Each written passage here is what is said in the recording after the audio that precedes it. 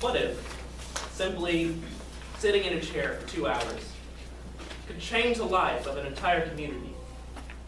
I'm sure we all have our ways of expressing ourselves and spreading happiness, but I'm part of a dying breed who wants to do just that. Over the course of the next few minutes, I will be speaking to you about the depravity in funding for the arts, how you guys can help. I will do this first by talking about the problems, then moving on to the causes, and finally the solutions, specifically for Western Kentucky University. According to the projects list for WKU, Gordon Wilson Hall, which is our theater and dance building, has extensive problems for its use in theater and dance. I don't know if you know this, but as theater students, this is a place where we live, we eat, we socialize, and it's covered wall to wall in asbestos. On top of this, I would like to point out that this is a projects list for 2008. That means that not only are all of these problems there, but we have an additional 8 years of wear and tear additional to everything that's on this list. Not only that, but perhaps an even worse thing is that we aren't wheelchair accessible. This means that if someone is handicapped, who wants maybe even their dream to pursue a degree in the arts, we can't provide that for them simply because we don't have the accommodations. But let's not talk about the problems. Let's move on to the causes.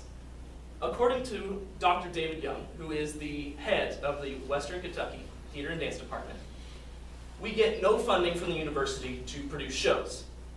This means that every single cent that is put towards our productions is raised from our last season's ticket sales.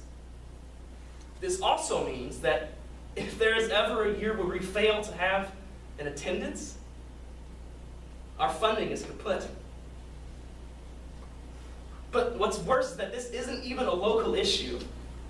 According to the National Journal for Arts Management, Law, and Society, the overall cumulative of all 50 states' arts councils' funding is less than $500 million.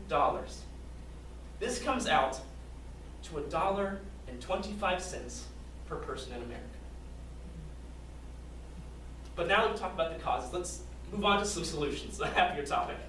According to a Chinese article, the Southern Metropolis Weekly, they have identified a form of funding known as crowdfunding. Now, this is simply where individuals in a community put forth $5, $10, $15, maybe even $20 towards an idea, or in this case, a production.